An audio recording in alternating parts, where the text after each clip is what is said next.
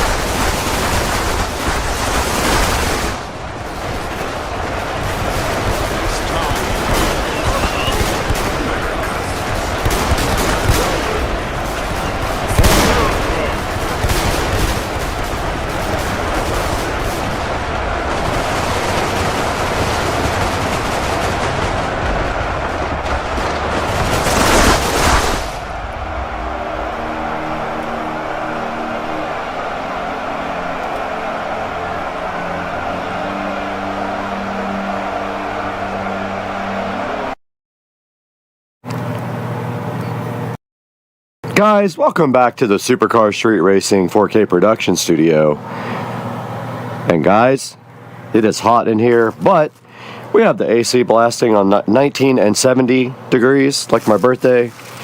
And we have packages in here to be opened up for the studio.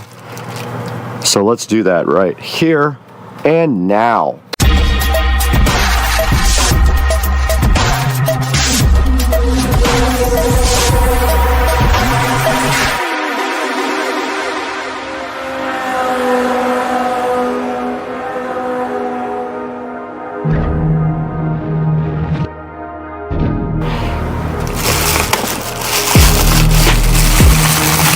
And inside of this box here is a lock and key for the new studio door.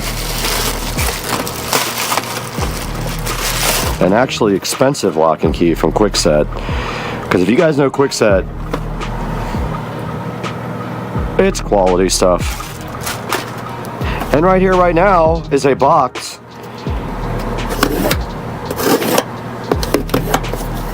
from Prime Video.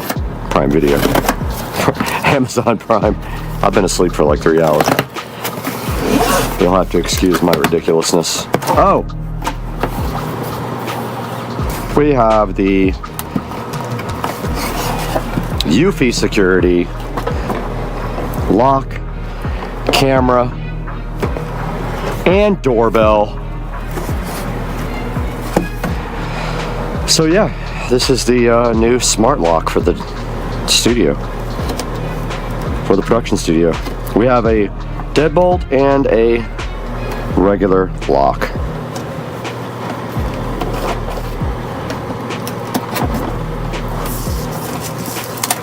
Also, the Jaguars just lost.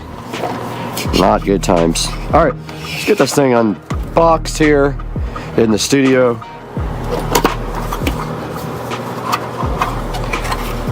Wow, look at that production value right there, people. Check that out.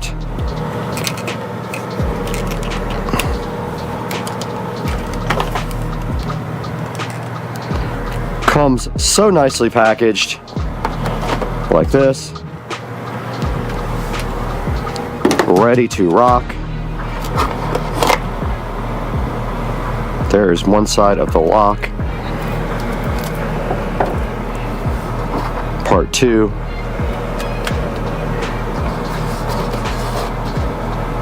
And the nicely packaged second part of the lock here.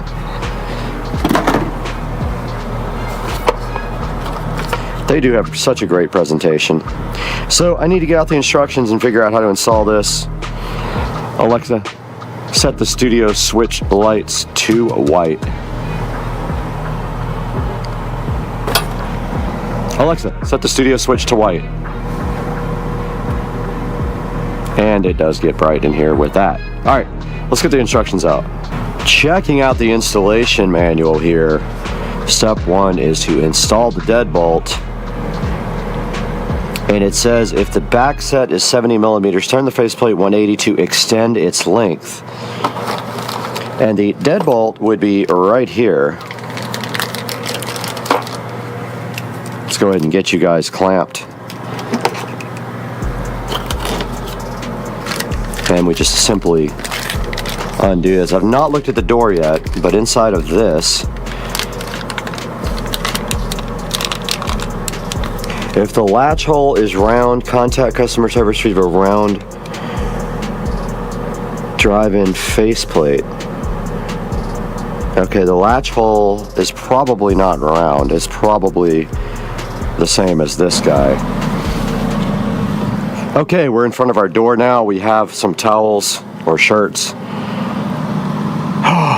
Yes, perfect. Okay, so the first step is to install the deadbolt part, which is right here. And let's see how we have to do that. If the back set is 70 millimeters, turn the faceplate 180 to extend its length.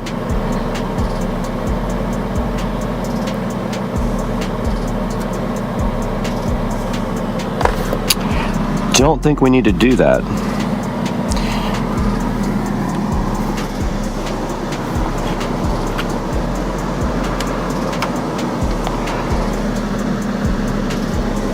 Okay, so it also has the word top marked on it.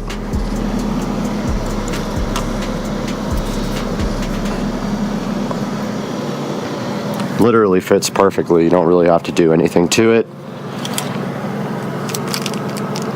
It says to insert this and screw the deadbolt into the door frame. Make sure the word top is face up, and I did that. And it comes with these two little screws right here to do just that.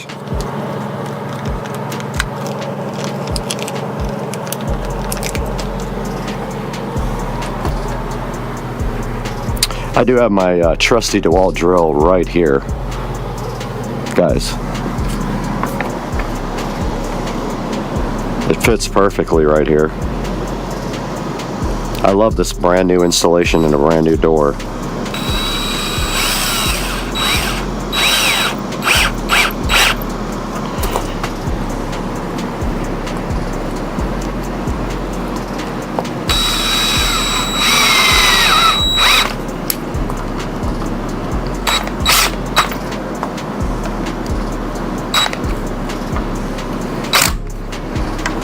Guys, perfect fit. And now, next step of the puzzle here, install the strike plate, which I did not do yet. The strike plate would be on this side, right here. This plate is way too big. And I don't think the door will close with this in. Oh, I guess so.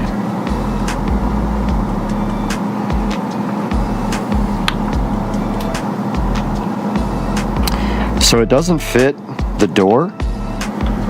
The door is not routed out for this strike plate. So this is way too big to fit there. So I'm gonna go ahead and install the lock without this strike plate because I don't want to go ahead and screw into the door.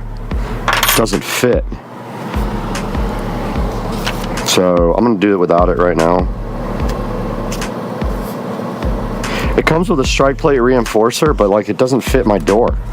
So strange. It's like a wide, it's just like a super wide plate. Alright guys, so we have the interior assembly here, and what you do is you take off the cover somehow. Going to figure that out right like that. Somehow you install this.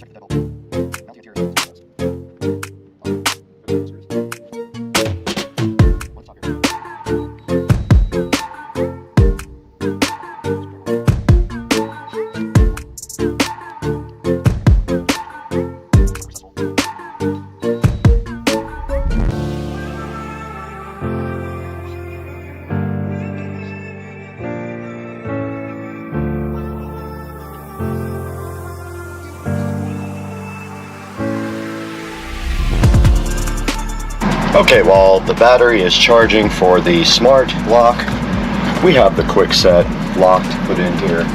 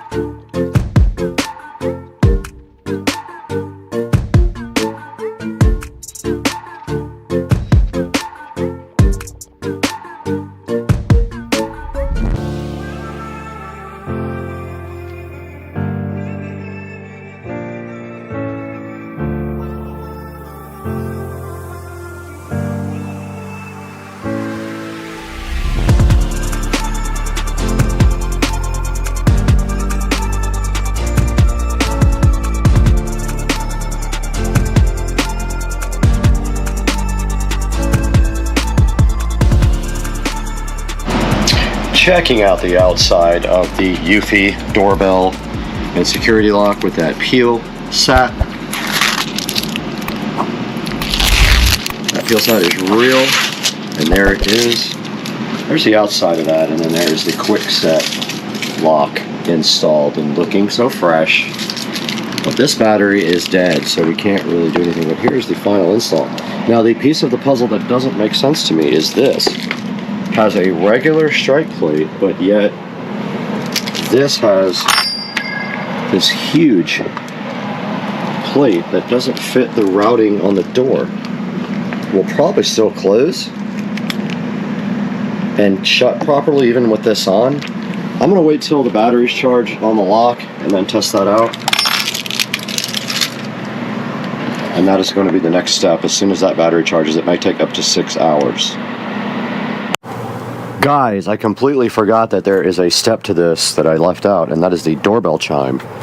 This is the Wi-Fi bridge and doorbell chime, and it comes with this little adapter for 110 volt that you have to screw on.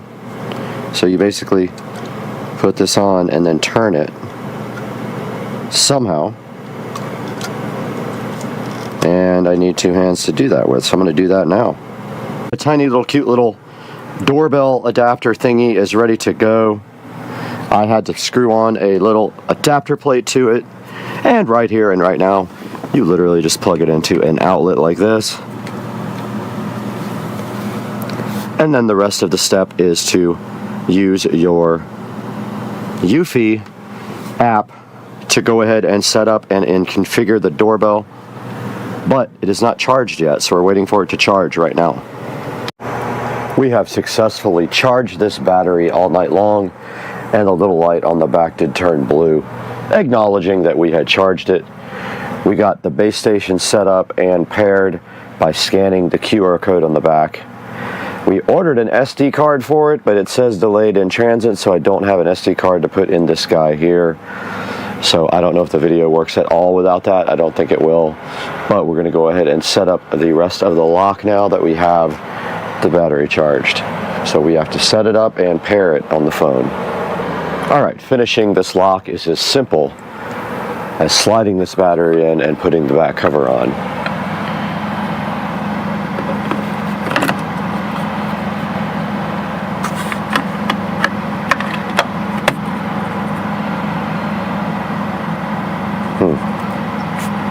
The one up front makes us tone when you put the cover on.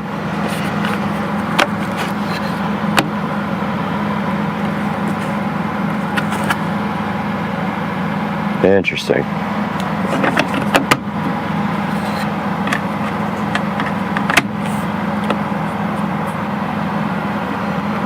Did not do anything.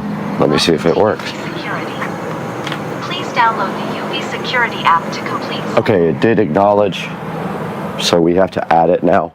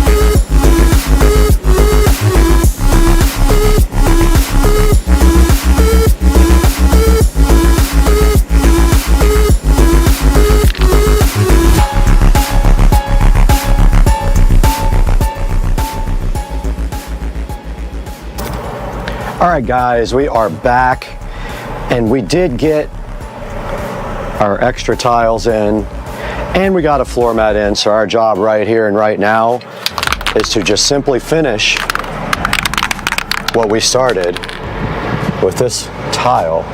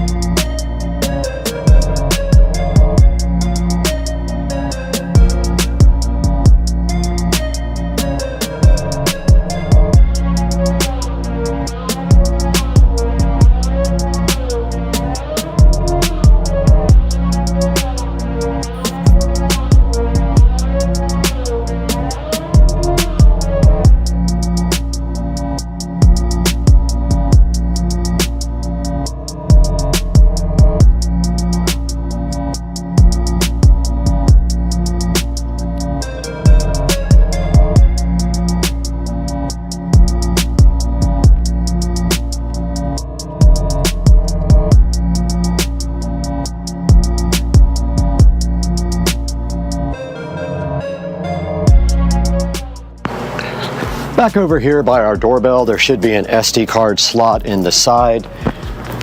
And it is right over there on that side. I don't know which way this thing goes in, but let's find out. Not like that.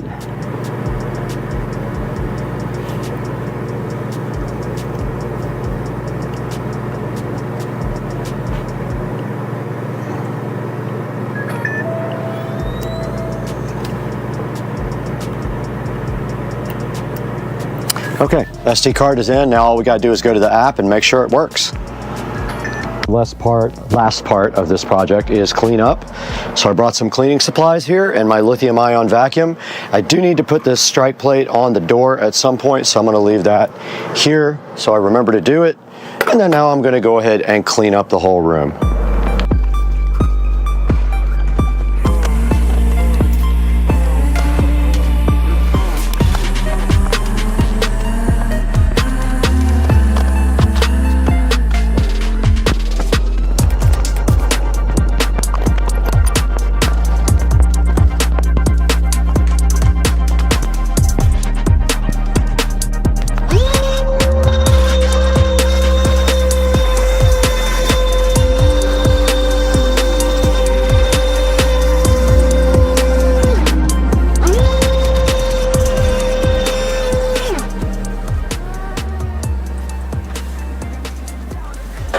Hey guys, welcome back to Supercar Street Racing Studios. I am Brad, and today we are bringing you this UFI Security Video Smart Lock. and also the quick set regular doorknob that we just installed right back here on the Supercar Street Racing door. And at the same time, we also did the foam tile all over the brand new door and got this place sealed up like it was meant to be. It used to just have a regular shed door on it. And as you know, we converted this into a 4K production studio. And now we have a real door and a real door lock and a video doorbell. And you can see right here, right now, that the Eufy security video doorbell is about 300 bucks. So we went ahead and put that in, and it does show video on the actual phone when you walk up to the doorbell. Really cool thing, and I will have the install steps in the video you just saw just now. And this will be in the link in the description along with the quick set doorknob. Guys, please buy everything through our affiliate links.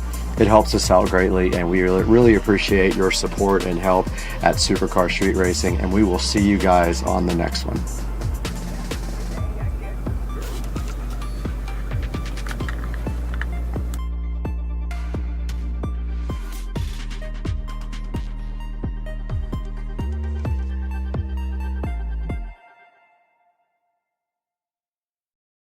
You need salt on your fries. Oh. No. Too late.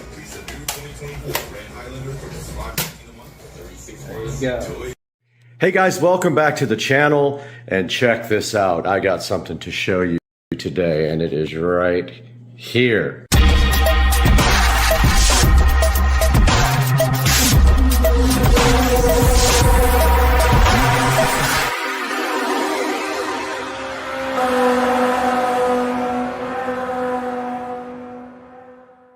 Hey guys, welcome back to the channel, Supercar Street Racing, and I woke up this morning to this wonderful Echo Show 15 with a lovely message on the screen that I will show you now. So check this out. I had no clue that Amazon was about to release an update for the Echo Show 15 that would totally transform the device into a cool multimedia solution. Is Transformers Dinobot Adventures Dinobot Squad Grimlock Dinobot Exactly. So Credit King 3-pack. It's $27.99. Find delivery details at Amazon. that was absolutely wonderful. So yes, woke up this morning to find this lovely update on the screen and had no idea what it is, and apparently you can now turn your Echo Show 15 into a Fire TV. Here we are in the kitchen right in front of the Fire TV Stick 4K, which is plugged right into the back of this little cool television that I actually found at the thrift store for about 10 bucks, and it's awesome. It's does 1080p, and I have the Fire Stick 4K plugged into this in the kitchen, where I can do cool things like show me the garage. Sorry, I didn't find anything named garage. Okay, Consider purchasing a cloud that's hilarious. Alexa Voice Remote Pro. Show me the garage camera. Okay. So this should actually be showing me a security camera, and there we go. So there is a skill for the Wise Cam, and there you go. So this is a standard Fire TV Stick 4K. Now they make other versions of that device. They make higher end versions that are not sticks. They make, I think the Cube is one of them. We can show you that on the screen. But yeah, this is a good low cost addition to any television. You can just plug it into the HDMI port, and you have your remote here, and then you have a Fire Stick anywhere you have a HDMI port. This is the Show 10. I'm not going to say the name because it will wake up. This guy did not have the message on the screen this morning. So this one used to be the largest show device you could purchase, and now they offer the 15, which you saw installed in my wall and powered from the switch below. So no update on the Echo Show 10. Sorry, the laundry is in the washing machine, but here is the show 8. And we walk up to this looking for the update. No such thing. If we go here to settings and we go to device options and we look at the software,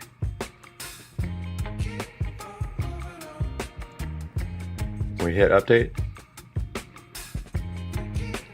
Aha, it is downloading a new update, but it is not going to be the Fire TV update, unfortunately.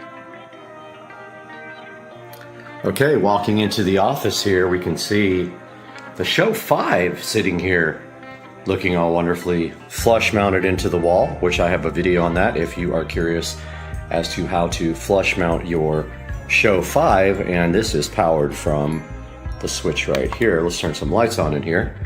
Let's see if this guy has it. Let's go to settings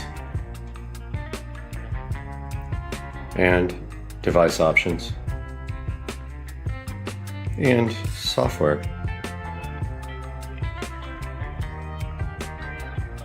No updates found. We will not be able to make this into a Fire TV. Back at the beautiful Show 15 here, which is wired into this switch. You can check out my video on how I did that with the Show 5s. You can see here, this would look cool flush mounted into the wall, but instead I chose to cover the old hole for the Show 5 and mount the 15 here.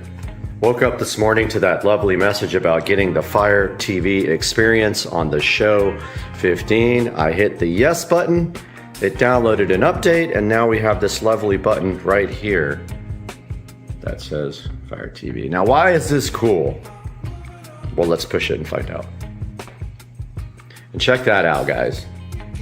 This thing turns directly into a Fire TV. And this is cool because now you are not locked into the Fire OS limitations anymore, because you can get apps now that you can't get on the Show model. For example, the Show does not have YouTube. Let's see if we can find it. There's YouTube TV. Aha. No YouTube, huh? Let's see.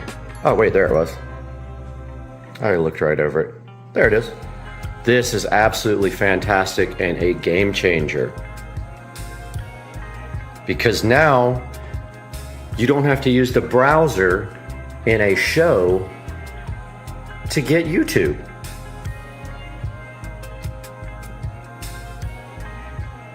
So it's telling me that I got an app, and now we can open it. This is literally the best thing that could have ever happened to the Show 15. Look at the controls. Pretty freaking cool. So I was wondering how they were going to do this, and they have gotten the controls on the screen, which is very cool. So I'm gonna go ahead and sign in to this now. Wanted to show you guys the limited touch functionality that I just realized. I was sitting here trying to hit sign in when in fact you have to use the pad here. See the pad? So I am gonna go ahead and use the pad now to sign in to my YouTube account where I have premium. Okay, we are back and signed in with one of my accounts here, and as you can see, we have the lovely touch screen here, and we're using the touchpad that they designed for YouTube, which is pretty cool. There is the Supercar Street Racing channel, and there is a video of mine. And so I keep on trying to use the touch screen, and it does not fully function on the YouTube app. And there is the Supercar Street Racing channel and the last video of the pressure wash. And that is very cool because now I've always wanted to use this to play videos and link it to the dot that is in the closet there with the audio for the whole home audio system. Now I can do that. I was doing it over here, which can technically do the same thing, but now this device in here can actually be the one that serves the audio for the house, I think. I have to research that now. Here we are on the Alexa app on the Android device, and if we go to devices here, and we go to plus, and we go combine speakers, and we do multi-room music, and then we do this living room show. We got to find it there, and the dot, because the audio will come out of the dot. We hit next. Choose a name. House audio.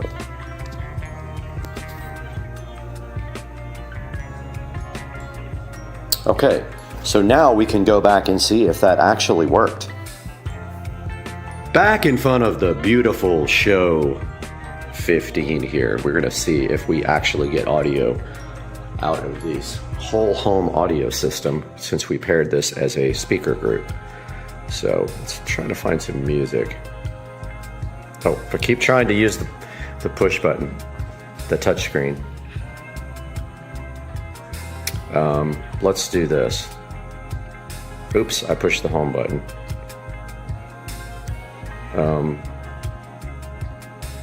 Okay, let's try that again. I keep going. Okay, so search. And let's do, we can't. We can do the voice, but let's do space music. Space.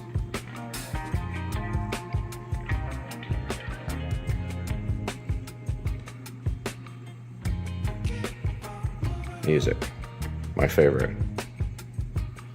Space music. Here we go.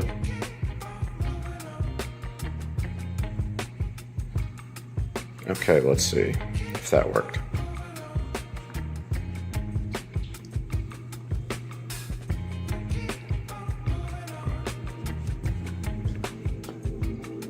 Okay, here, audio here.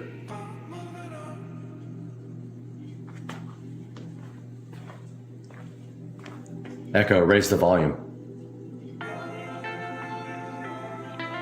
Not hearing it. I'm going to check out and see why. Back, and I was able to figure out the multi-room audio, I think. You have to actually push this button. It doesn't actually just start playing on the multi-room audio. And here are all the groups. And you can just actually press the group that I created to make the audio actually play on that group. I had no clue because it doesn't work like this on the Fire Stick.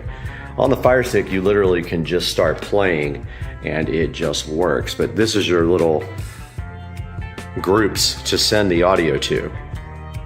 Pretty cool. That's how you do multi-room audio on the Show 15.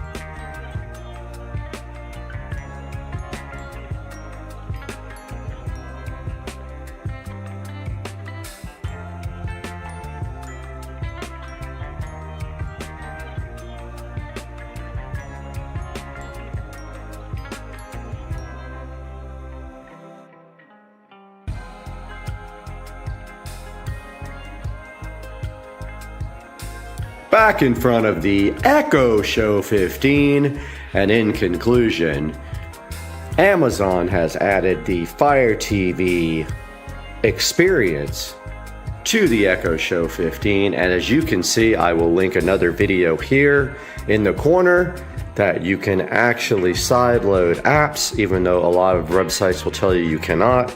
You can go check out my guide on how to sideload apps, and as you can see right here, you too can enjoy Kodi on your Echo Show 15 with all the video add-ons you love so much.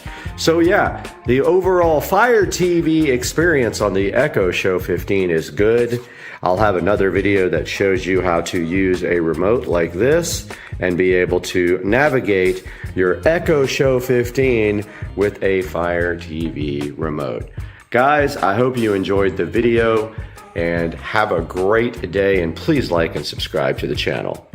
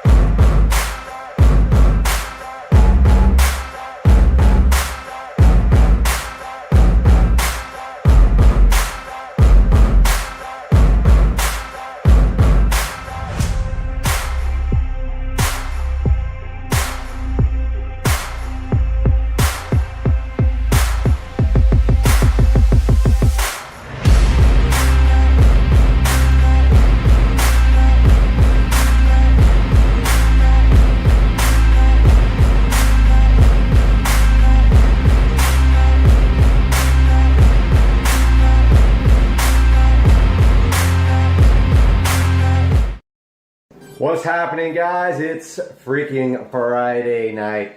I got this bottle of wine right here, which I haven't touched because I saw something that inspired me and had to try it. So the other day, you guys saw me plastidip my emblems because they're chrome, and I got some black wheels coming. I haven't revealed what yet. That's coming soon in the next video. But tonight, I'm going to show you how to plastidip your orange side markers and dark tint them out. Stay tuned, that's coming right now. Alright guys, what you're going to need for this project is some blue painter's tape, some masking material. I just use like regular old newspaper or plastic or whatever you have, and just a regular old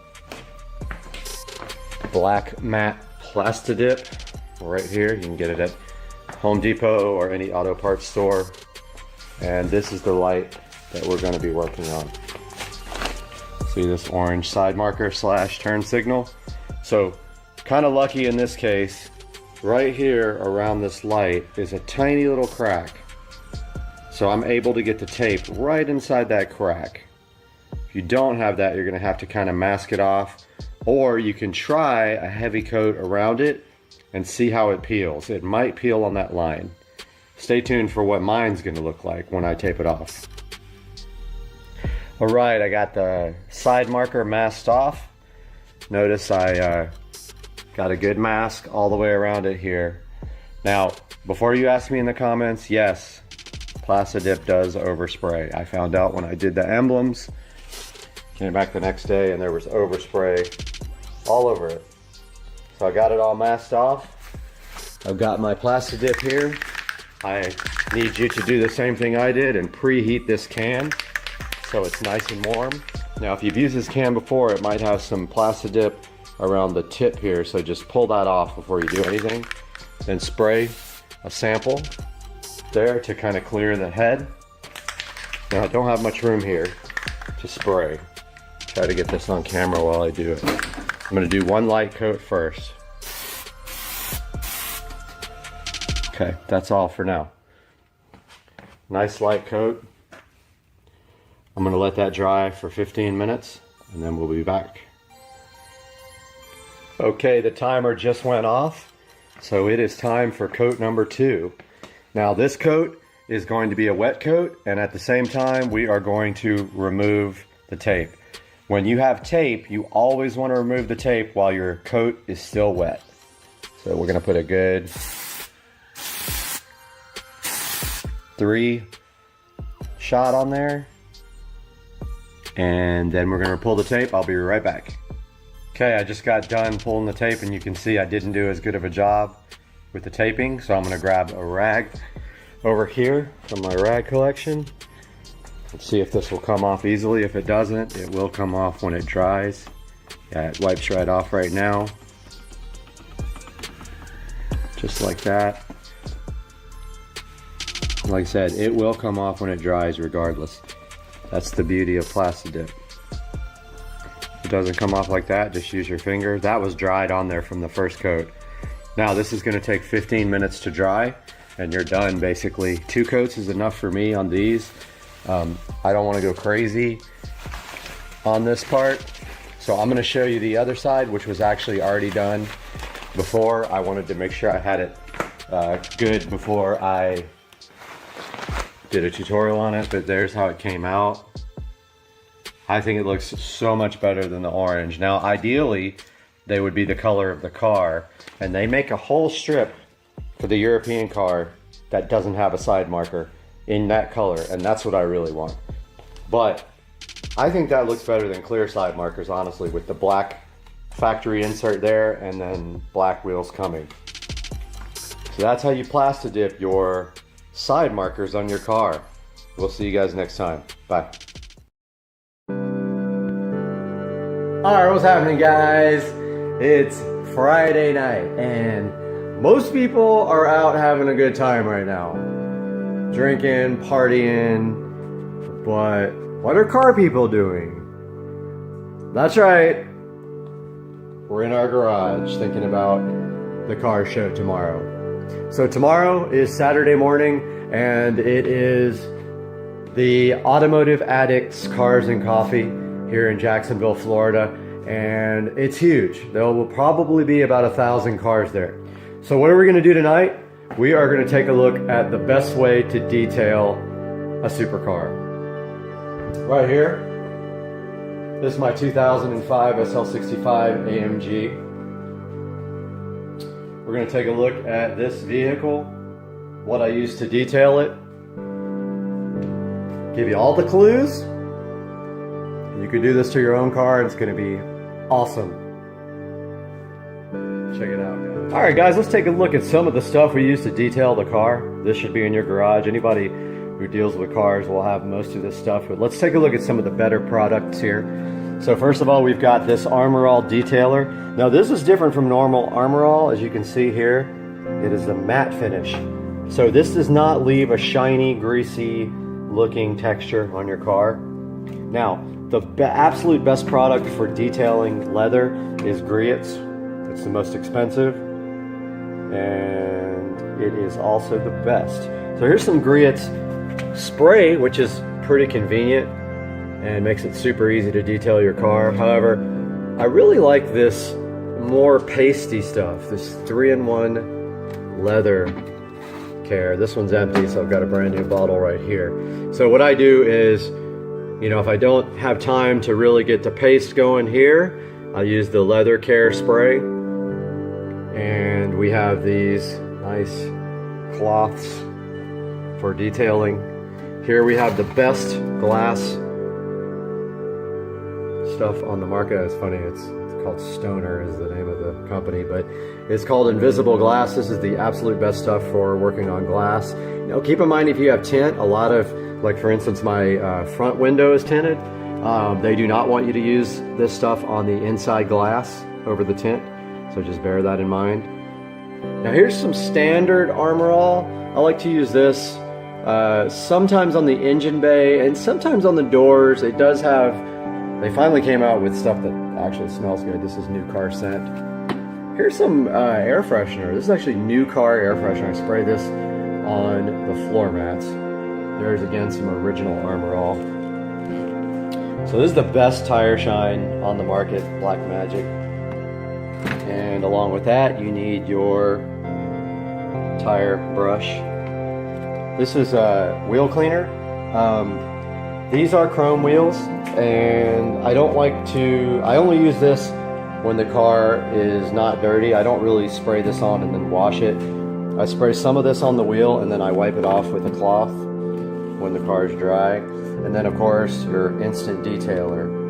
So this is for when you don't have time to wash the car, or when it just needs a touch up between washings.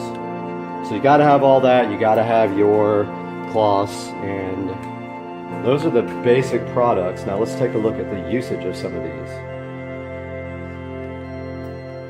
So right here we got Black Magic Wheel Cleaner. It's no scrub. Of course they all say no scrub, but you know for a fact that the best ones are going to need you to wipe them off.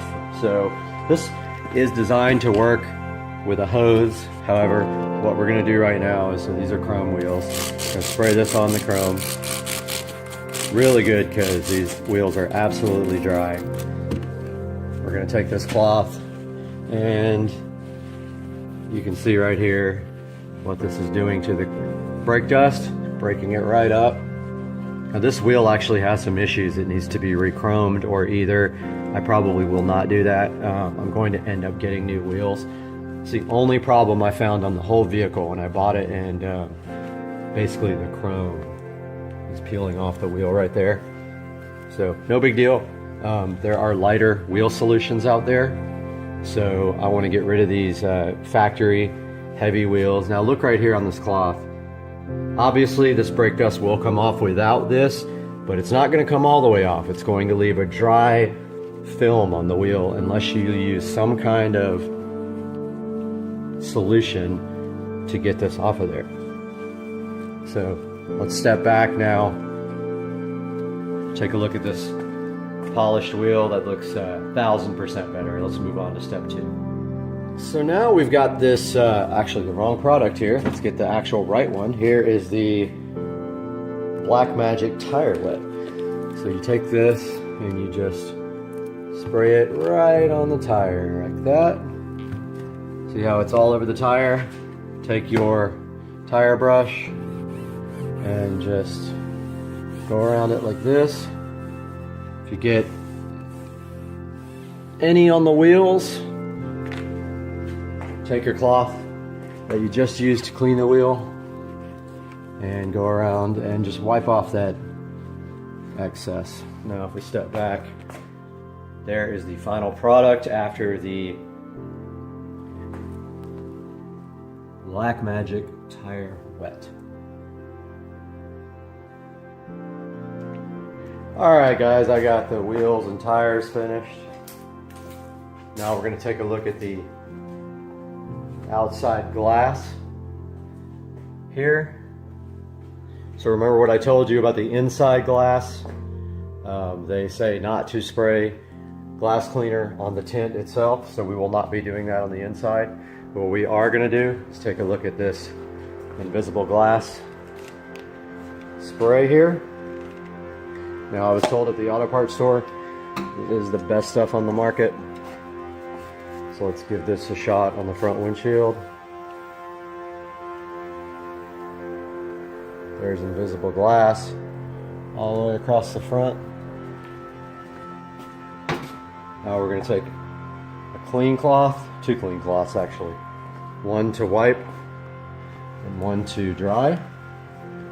Give it a good, if you notice here under the windshield wiper, it's very dirty. So make sure you raise up your windshield wipers. Give it a good scrubbing,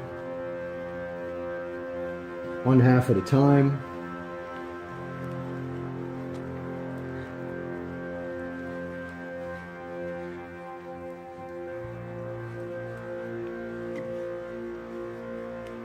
So there's that one. That's the dirty one. Grab a dry one.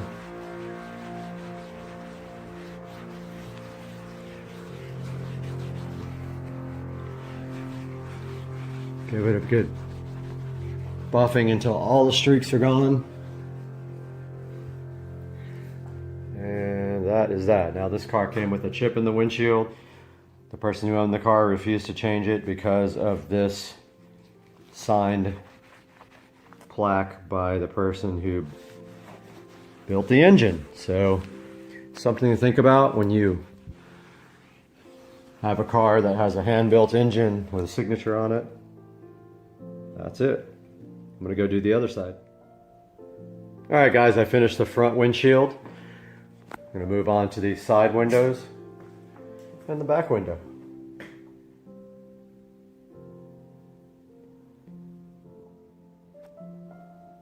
All right, guys, I just got done with all the glass here, and you can see there's absolutely no streaks on this glass at all. It looks pretty dang good. These are the towels that I use. Now, you need to have a lot of these cloths, and when you're done with them, straight into the washing machine, wash them by themselves. You don't want to get brake dust on your other laundry. And so the next thing we want to take a look at is the interior of the car. Now in the SL65, a majority of the interior is leather. The seats are leather, most of the door is leather, most of the dash is leather. There's some plastic pieces like these, I think they're called door sills or whatever, these little plastic parts right there. So, two different products for two different types of material. For the leather material, we're going to use the Griot leather 3-in-1 right here.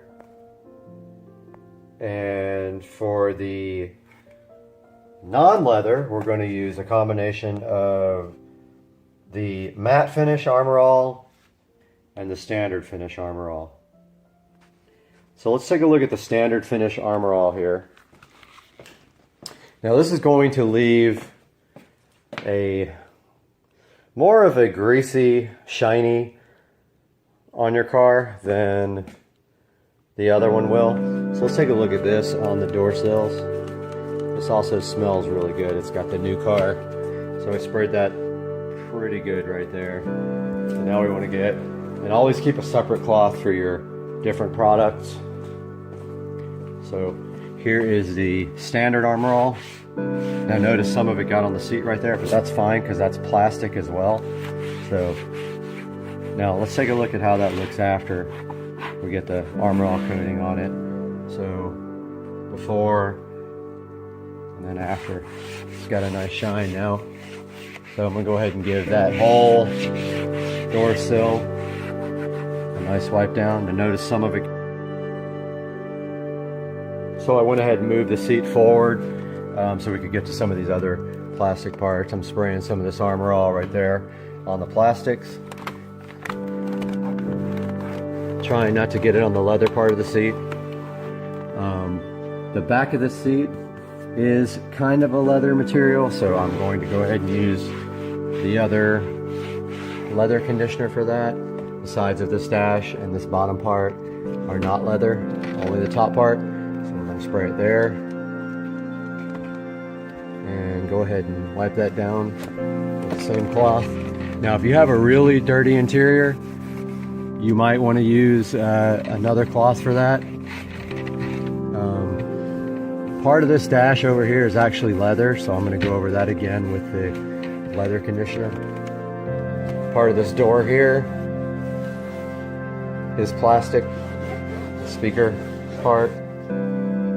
And in here, the rest of this is all leather, or pseudo leather. And the bottom part of the doors, I'm just going to wipe down with this.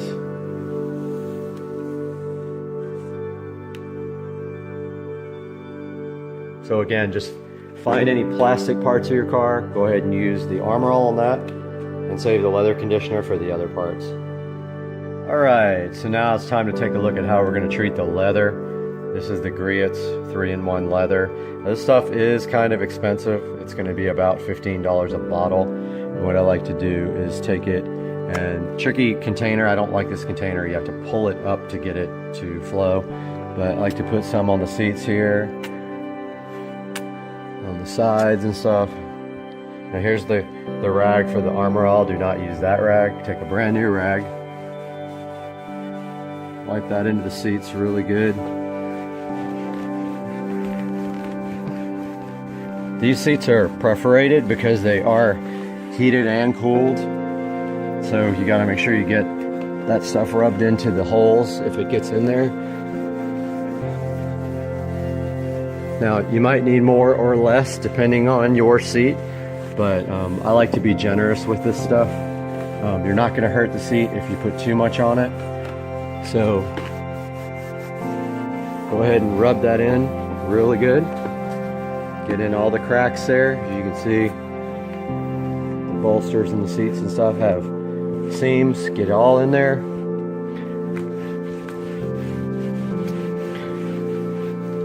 Make sure you get on the sides of the bolsters where you can't see.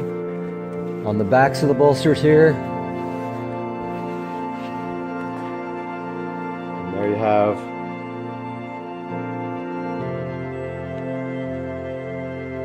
camera will ever focus. One conditioned seat. Make sure you do the headrest next, and then we'll look at the door panels.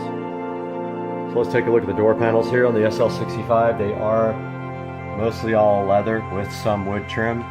So we're going to take this rag with the griots and just go ahead and pretty much treat most of the door. And if you could see closely, there is some dirt on this door. It has accumulated over the past few days, but we're going to go ahead and get rid of all that right now. I mean, it's not going to hurt to go over the wood part at all. I mean, it just stuff just wipes right back off. Make sure you get in all the little cracks, because that's what detailing the car is all about. If you need more on your towel, get more. Get all inside. This is all leather here. If you find any dirty places, get more on your rag. Pour some on your rag like this. Once you get it on the rag there,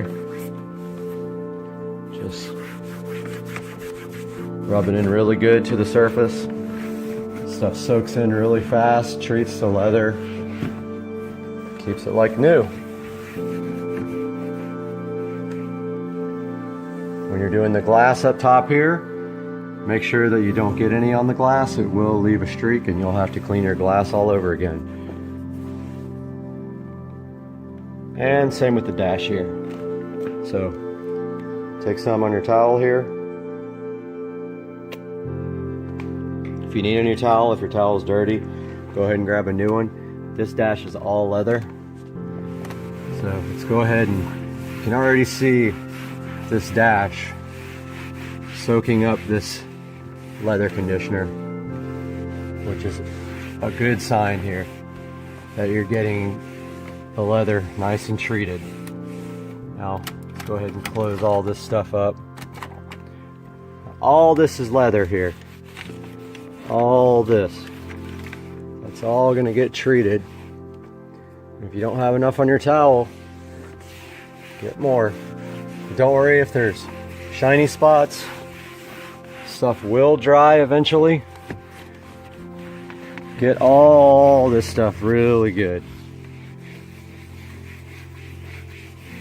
See how that left some streaks on there? That will dry. Get it all, and don't forget though, up here when you go to get this top part, if you get it on your windshield, you will have to re-clean your windshield. Now, on your center dash here, don't forget, you have a leather shifter. Take a little bit of this. Pop a little dot on there. It's going to be kind of hard to do this one. It's hard to get to. Get in there. Detail this really nice. Alright, so I ran out of space there in the middle of recording, so I had to delete some stuff and upload some stuff. But I am done detailing the interior of the car.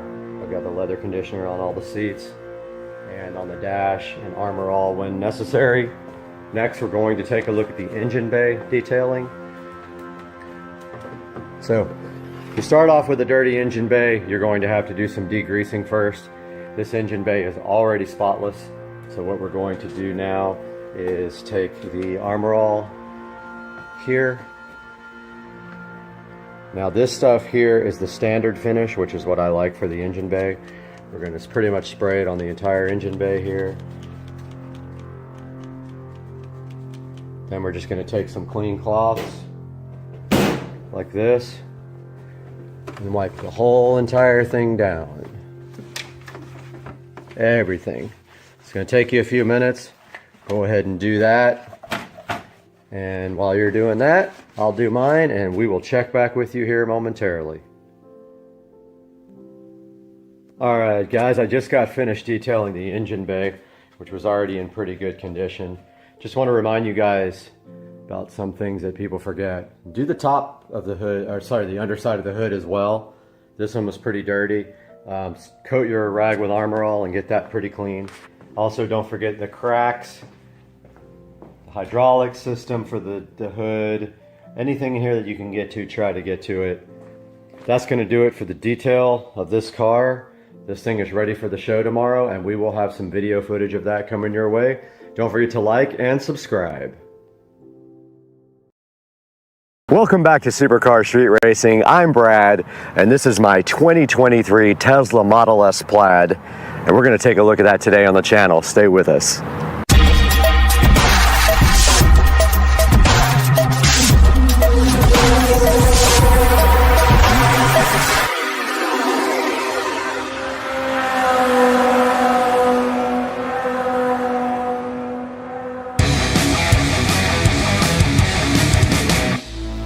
Welcome back to Supercar Street Racing. My name is Brad. Hopefully you are tuned into the channel for more than the first time, but if not, welcome. And today we have my brand new 2023 Tesla Model S Plaid sitting here, and we're going to tell you all about it today. Now, the car was purchased back in April. It does have some modifications to it from stock, and we're going to show you that all today on the channel. You're checking out the front of my 2023 Tesla Model S Plaid, looking so fresh out here in the middle of the parking lot. And I wanted to take some time today to show you guys the front of the car, some of what has been done to it, and some of the unique features of the car.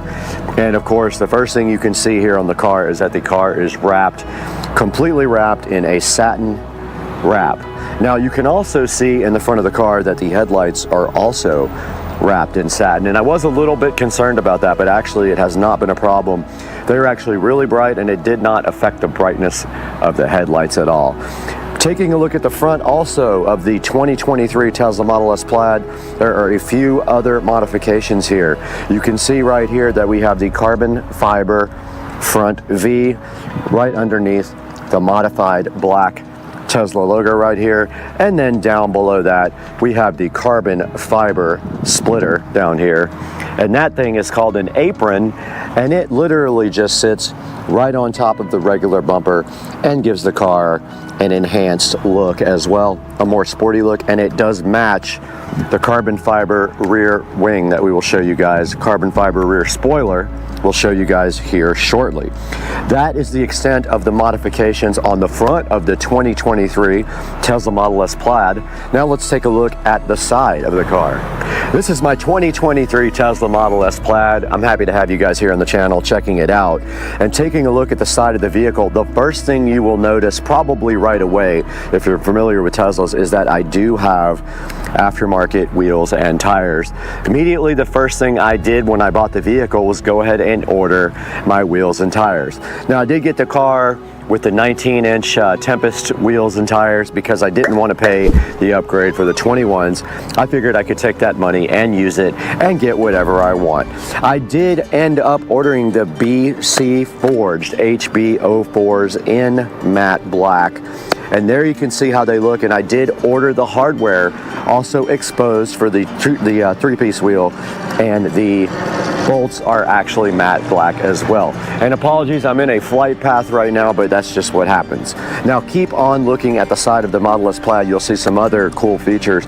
I do have the hardware 4 version of the Model S Plaid, and so this has more cameras and no sensors whatsoever, all camera based, and that is what you're seeing right here is the hardware 4 camera.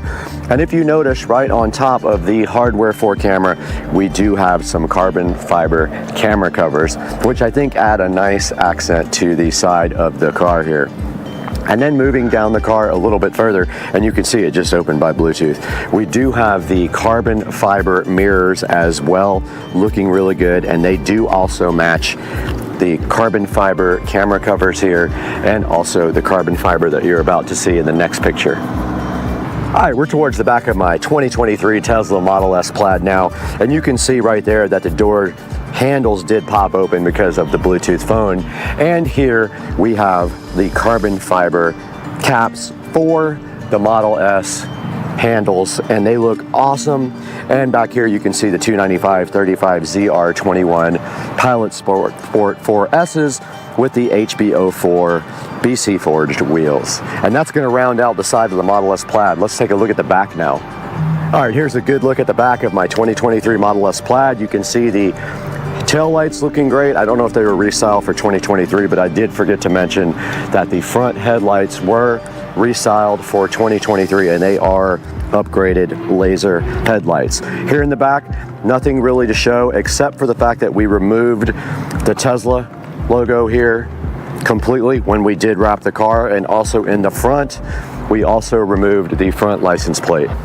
Taking a look at the inside of my 2023 Model S Plaid, and I did wait specifically for the exact color combination that I wanted. I wanted black interior with carbon fiber, not the wood grain, and you can see in here, this is all new carbon fiber interior, and also this car does have hardware 4. And taking a look at just like every other Model S, they have the screen over here on the left that shows you a bunch of information like navigation, your charge rate, the time and things like that, and maybe like your radio station and things like that you're listening to. And then over here we do have the yoke. I did not have a choice on the yoke. I did not order this car custom made, so the yoke was actually already in the car. Moving down to the bottom here, you can see that the Plaid comes with some brushed aluminum or just straight up aluminum pedals, which look pretty cool. And then moving up to the seats, these are not real leather seats. All of the Teslas have vegan kind of safe leather. And then looking to the center here in the middle of the dash, they do have 2 chargers for wireless phones. So if you stick your phone right there, and it did start charging. So they have 2 of those right here available for you. And then moving into the center here, we have a pocket right here that does have just enough area for a few pairs of glasses. And then moving forward, there's another pocket that I actually just found out about. I did not know this existed until yesterday, and if we move that open, there's actually 2 USB connectors right here and 2 on the back here in the right by the back screen here. And then of course we have our center console with a lot more storage in here, and we do have a cup holder if you let that slide forward. Moving up to the center of the dash here, I'm sure you guys are all familiar with the Tesla display, and if we go to the home screen here and we go to the actual vehicle down here and the software, you can see this is a Model S Plaid with 903 miles on it for supercar street racing. It does have the VIN there. It does have a full self-driving computer. I did not purchase full self-driving, and we are on 11.1 2023 26.9 software. And then moving up to the very top of the car here on the controls, you hit the control button. You have the ability here to play with the mirrors, the steering, the wiper, the window locks, fold your mirrors, the display, the child lock. And then at the top of the screen here, you can see LTE. You can move the display towards you or away from you with this button here. And of course, there is your brightness control, and this button here pops open the glove box over here. Moving down to pedals and steering, you can see this is where you choose your acceleration, and that basically is how the pedal reacts to your foot. And you can see here we have chill, sport, or plaid. And then of course, if you want to do drag strip mode, you can check that out in my other video when I did that for the first time. That is your drag strip mode, which puts the car in cheetah stance and then allows you to launch with the most possible power. And then also your steering mode can be set to comfort, standard, or sport. And then track mode is right there, and that really allows you to fine-tune the car for more of a track type aggressive day. And there's settings in there for the front and rear traction, and things like traction control and regen are available in your track mode. And then of course it says apply your brakes when regenerative braking is limited. So that basically is telling you if you're not able to regen, it will help you by putting the brakes on. This auto shift out of park is basically, it's a beta thing where the car knows if you want to go forward or backwards automatically. I do not have it on. And then the slip start basically is when you get stuck, you use that. Here's a suspension, and the ride height is set to low. It's on sport. You can go advanced on the suspension and you can set your comfort and your handling. I just keep mine on sport. I really like the way that feels. It says here if you want to use comfort dampening and autopilot, you turn this switch on when you have autopilot on. And then it sets your default ride height to low, but if you press this, it says when enabled, the default ride height will adjust to low mode in most driving scenarios. Model S will always automatically adjust the ride height to balance comfort, handling, and range. And that's all that's available on that screen. And then this screen is where you see your charge limit and your actual percentage that you want the car to charge up to. And this car is set to charge no higher than 90% is what they recommend. And they recommend 80% if you're going to be driving the car every day, which I do not.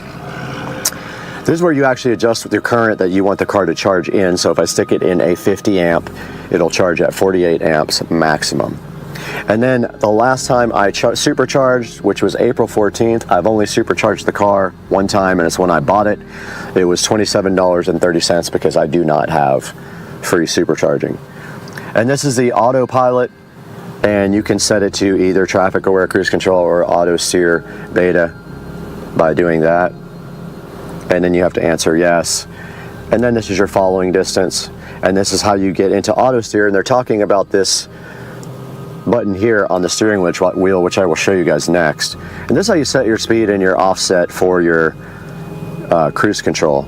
You can put a speed limit warning on there as well, a forward collision warning. You can adjust that so it comes on sooner or later. Here's your lane departure warning, and this can set to assist, so it will actually help you steer. And then here's all your other options: emergency lane avoidance departure, automatic emergency braking, obstacle aware acceleration, traffic aware cruise control chime, and green traffic light chime.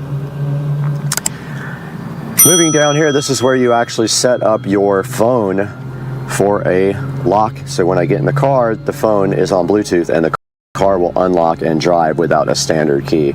You can walk away and the door will lock, which I love that, and you can tell it not to do that at your house. And then there's a few other options related to unlocking it when you park, and some other little options here for unlocking it with your phone. Now, I do have the MyQ connected garage, which means my garage door opener is MyQ enabled, and I did subscribe for a lifetime. I think I paid $200 and something, and I am permanently set up so when we drive the car back home, the garage door does open and close. Taking a look at the lights, you can turn the front and rear fog lights on, the dome lights off, on or on auto, the ambient lights inside of the cabin here, and the auto turn signals, and the auto, and then headlights on when you get out of the car. Display, you can set up all the different options on your display, tilt it to the left or right or center, the language and things like that, and your time and distance and temperature. And this shows your last trips here and how much your watts per mile was. And of course, this is for your navigation. This has your navigation volume, trip planner, avoid tolls, avoid ferries, things like that for nav. Service is where you go in and you can do different things like jack mode, car wash mode, things like that. It shows you your tire pressures. And software we took a look at already. It shows your software versions and what you purchased as far as software. And with upgrades here, you can actually purchase upgrades on the car. You can get full self-driving. You can subscribe to full self-driving. You can buy it outright for 15 grand or subscribe every month to that. And that's a look at the left side of the menu. Taking a look at the bottom part of the menu is where you can go through things like your phone connection here. These are your cameras, so when we hit the camera button, we see all the cameras. This is where you can actually choose other things that aren't in the bottom menu, things like the toy box and the arcade, Bluetooth settings, Sirius XM, tune-in, Zoom calls, things like that, and you can also add them to the shortcuts at the bottom. These bottom ones are all shortcuts. TI is tune-in radio, but just beware when you do tune-in radio on this car, they put their own commercials in related to you having a Tesla. So they know that you're tuned in a Tesla and they put commercials in based on that. And that right there is your actual browser. And there's your Bluetooth and your Sirius XM, and that is a look at the bottom of the actual screen.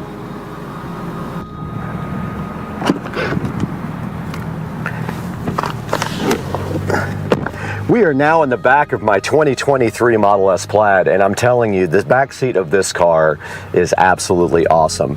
They redesigned the back now with a screen for the rear passengers, and the rear passengers now have control over their own climate control, and they are able to actually watch videos back here. Now you can see right now I just powered on this, and I will show you some video of this that I'll cut over.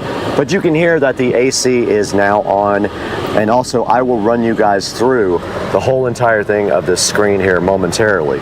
Also, let me turn this off.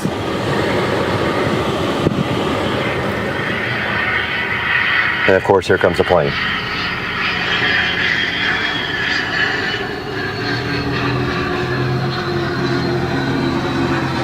I'm literally in the flight path. My God, ridiculous. Jet.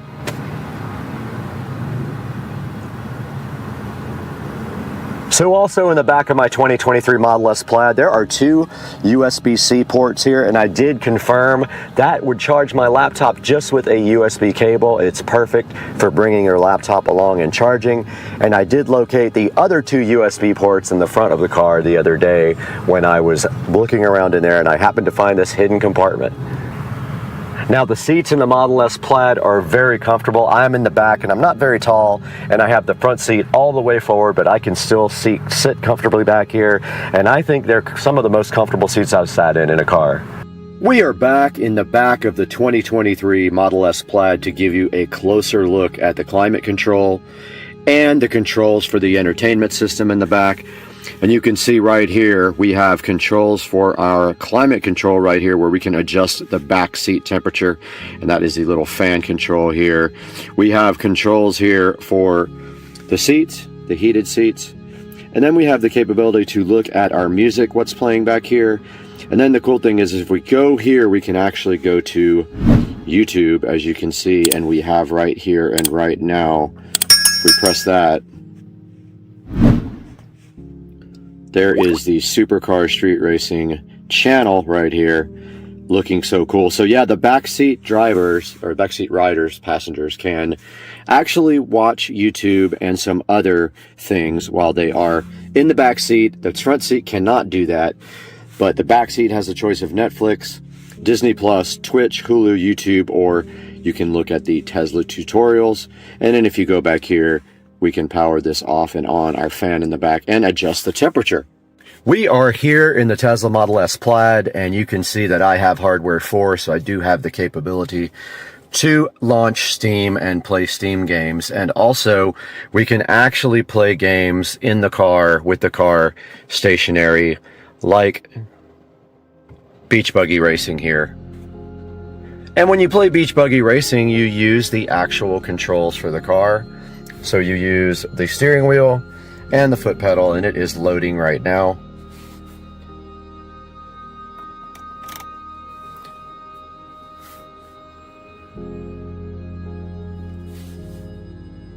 and I am trying to figure out why there's no sound. But the sound isn't what's important right now. It is important that you see that this plays with the stock factory steering wheel and gas and brake pedal.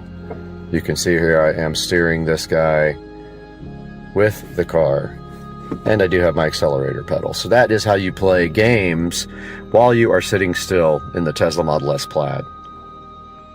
All right, we are back in front of the Model S Plaid screen here, and you can see that we are in the arcade.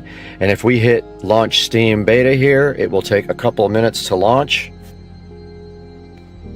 There it goes, so it is starting up right now.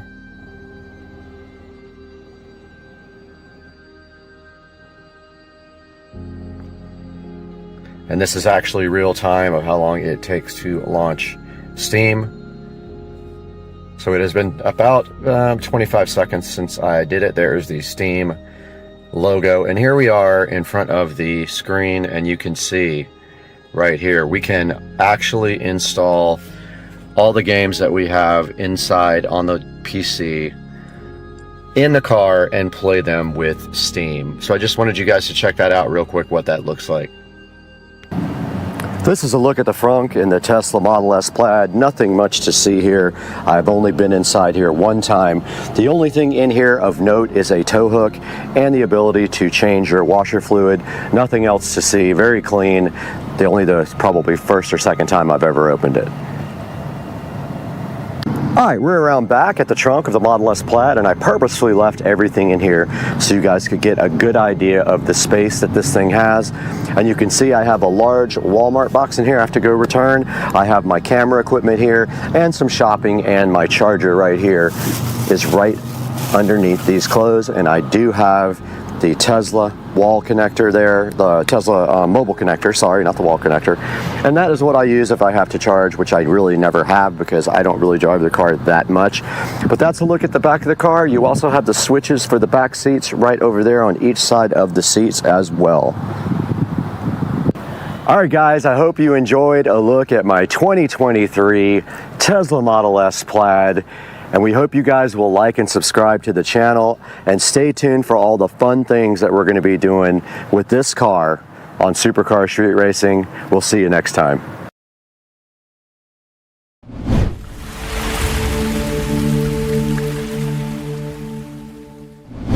Welcome back to Supercar Street Racing. Today we got a special video for you. We have M-Mobile as a new sponsor on the channel, and today we're going to be plugging this directly into an electric car to see what happens, if anything. We're going to do this today on the channel. If you want to find out what happens, make sure you stick around to the end, and welcome to Supercar Street Racing.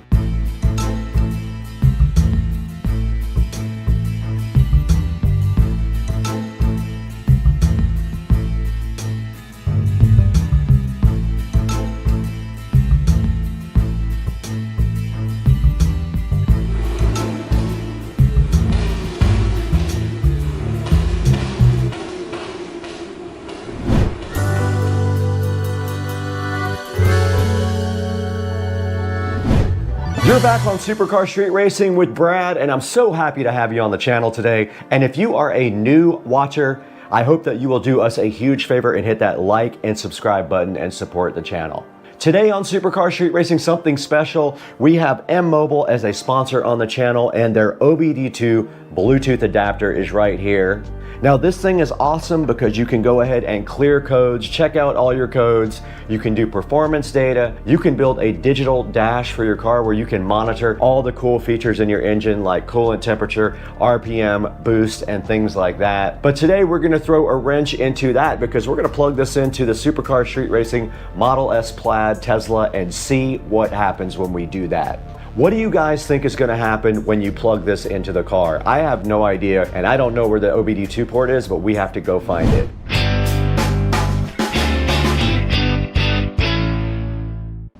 The M-Mobile OBD2 scanner is sitting right here, so fly and so fresh for you, and we want to show it to you right here on Amazon. We have the page up right there. Now this thing is compatible with both iOS and Android. This is the 2024 version. It uses Bluetooth 5.4, so that is the newest Bluetooth standard available.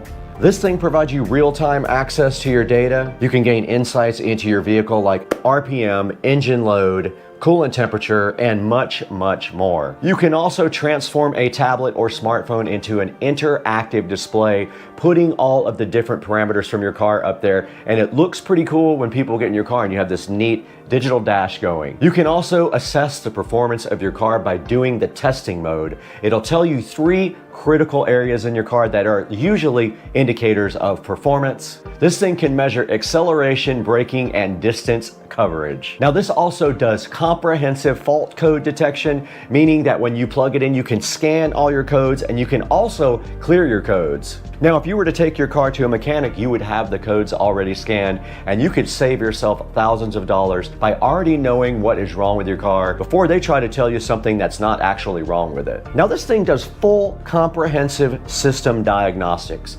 meaning it scans across all systems in your car. If you have other systems that are available, it will also display them on the M Mobile. Now, this guy is $22.99 right now on Amazon, and go ahead and pick that up for yourself and use the links in the description to support Supercar Street Racing.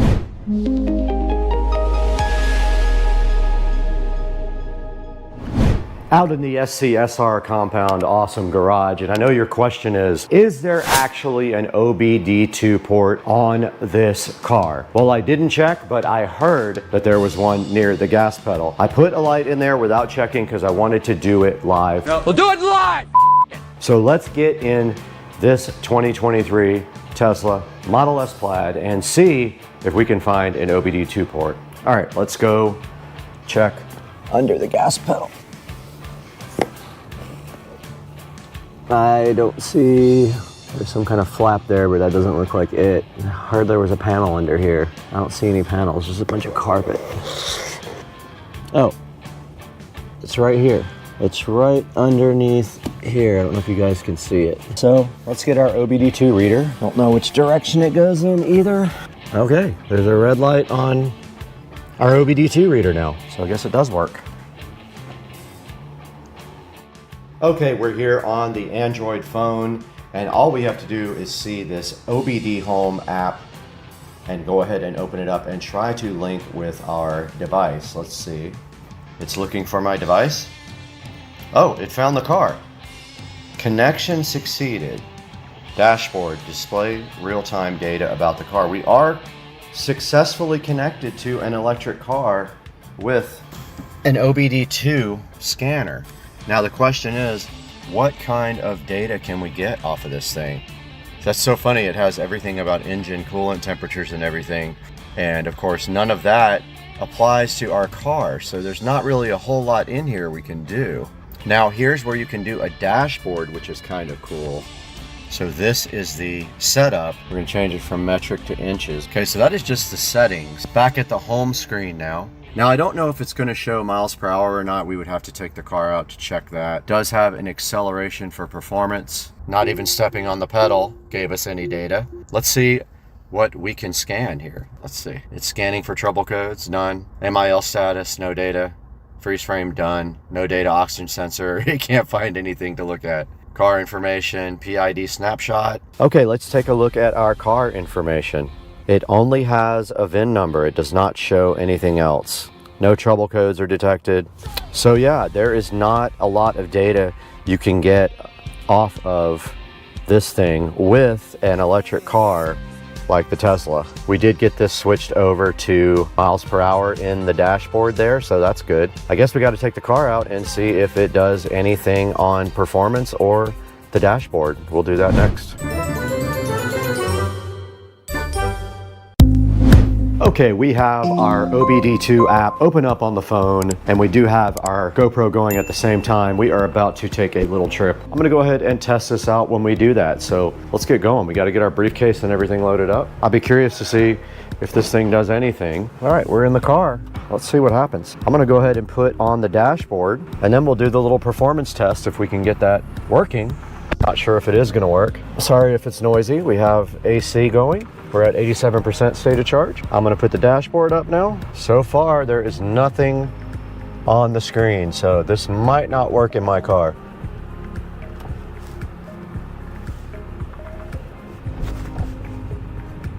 And you can see we have no readout. We have no readout on our app here for speed at all. So this does not work at all. So you cannot get any data from an electric car. That is what is going on here. It barely reads the codes, and the myth is busted. It does not work.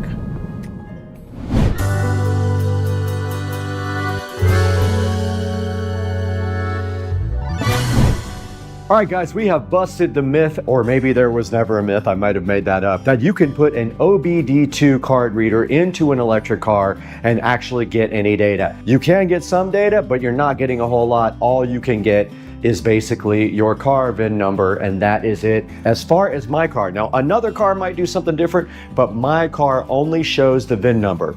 We also took the car out and tried to do the performance testing as well, and you could see that we could not even do that because the car does not even read miles per hour. Now, it might have something to do with the fact that RPMs don't display either, because there is really no such thing as RPM, although the motors do spin up at RPMs. It is not like a conventional car. It is not going to read out on your OBD2 app. And there are no codes displayed either. I thought there may be a special something for OBD2 for electric cars that they would maybe adapt to the Tesla, but I'm sure there are some apps that do work with the Tesla. I have not investigated that. I know that Tesla has their own custom software for diagnosing the car. But like I said, we wanted to go ahead and try that for you guys to see if we could get anything out. Now, if you're wondering where the Tesla is, it is actually in the tire shop, because every time I drive the car, I have to run over something and get a flat. The same exact tire that was flat about 4 months ago is flat again, and they had to tow the car on a flat bed. That was when I went out on the trip earlier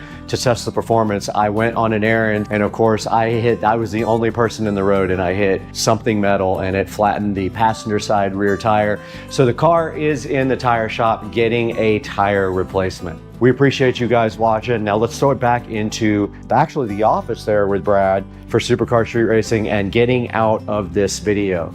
Thanks again for watching. We will see you next time on the channel. Back to Supercar Street Racing, and we have a studio update for you today. And I have been working hard in here, but also had some other things going on outside of this. So I took most of the day yesterday to go buy a beater car, which I will put on the channel soon. But what I have done in here is I have continued the acoustic foam tile work. And I have the acoustic foam tiles laid in on the ceiling all the way as close as I could get to here. But Joe and I are going to go tonight and get the foam board so I can finish the front wall. But I got the acoustic foam tile done literally to past halfway through the room, and then I ran out, so I ordered some now. I need about, I think, 80 more to do the rest of this. And what else did we get? That's pretty much it. I've been working on foam tile for days. It's very time consuming to put these in, and I have to cut around these lights as well, so I've been doing that, and cut around the in-ceiling speakers. And I ordered the amplifier. I ordered the receiver for the front, not the front, for the whole room. It is a Marantz 7.2 Slimline TX NR1711, I think. Just NR1711. It'll be here tomorrow, so we'll be able to test out this surround sound here. So that is a little update. The studio is looking awesome. AC is kicking. And the tiles are going in, and all that is really left to do is this front wall, which is going to take me a while. I have a lot of electrical and wiring to do in this front wall. The actual cutting of the foam will be easy. It's the actual putting the boxes in and planning all that, because there's 2 boxes up here, there's several boxes here, there's 3 or 4 down here, there's more boxes there and down there. So yeah, it's going to be a big, probably an all-day thing. But yeah, wanted to get you guys caught up on the Supercar Street Racing studio. We'll talk to you guys soon.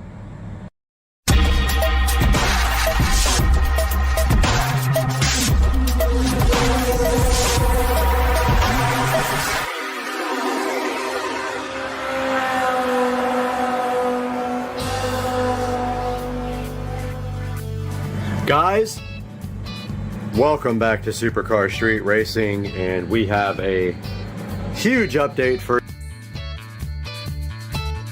Street Racing Studio, which we are currently in.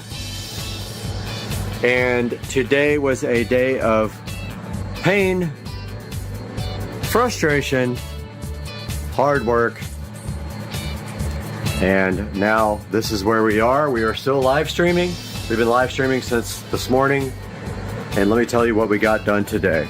All right, where do we start? What a day, man. 14-hour, 16-hour day, something like that. But check out the studio, guys. So hype train. Today I got this whole wall finished with acoustic tile. That entire wall finished with acoustic tile. Got it cut in all around the AC and the plugs. You can see it turned out so good. So hyped. I got the Govee 6-inch recessed lighting done. Look at it, guys. It's going to sync to the TV lighting too. Check it out. We got 6 of them, and they are programmed and doing an awesome job. Those are also Govee. This one's turned off, but the actual bulbs are Govee there as well. And we got all the speakers mounted, guys. There's the center channel. There's the side surround, side surround. All we have now to put up are the Harbinger that are going to be flying. Oh, also got the hooks and the chains up for the Harbingers. They're going to hang off of these. These guys right here are flying. Guys, the studio is coming along so good. And I am sleeping in here tonight, so I got all my stuff at the same time. But yeah, we got all our lights on, and we're just having a good time. Went out on the golf cart with Joe, had some liquid refreshments, and now I'm gonna upload this video for the daily update. And I'm crashing right there, get up early and start work tomorrow. Guys, tell me what you think about the Supercar Street Racing Studio. It's coming right along. A lot of hard work has gone into this. All we have left to do is this front wall, and that is going to be an insane amount of work. I have to first of all put the walls up, and then I have to do all the electrical and audio and video. We got 1, 2, 3, 4 electrical boxes to put in, all the HDMI, all the network, everything's got to go. The switch has got to go up there. The Harbinger's got to go up. It's another week's worth of work, easy. And then, after all that's done, I still have to tile the ceiling with the acoustic tiles. That is a good, probably 5 hours worth of work, because I have to cut in around all the speakers and the lights. So, some of it will go fast, some of it won't. So, yeah, guys. So hyped for this new studio. Thanks for joining us, guys. We'll talk to you tomorrow on Monday. Welcome back to Supercar Street Racing, and we have a studio update for you today. And I have been working hard in here, but also had some other things going on outside of this. So I took most of the day yesterday to go buy a beater car, which I will put on the channel soon. But what I have done in here is I have continued the acoustic foam tile work, and I have the acoustic foam tiles laid in on the ceiling all the way as close as I could get to here. But Joe and I are going to go tonight and get the foam board so I can finish the front wall. But I got the acoustic foam tile done literally to past halfway through the room, and then I ran out, so I ordered some now. I need about, I think, 80 more to do the rest of this. And what else did we get?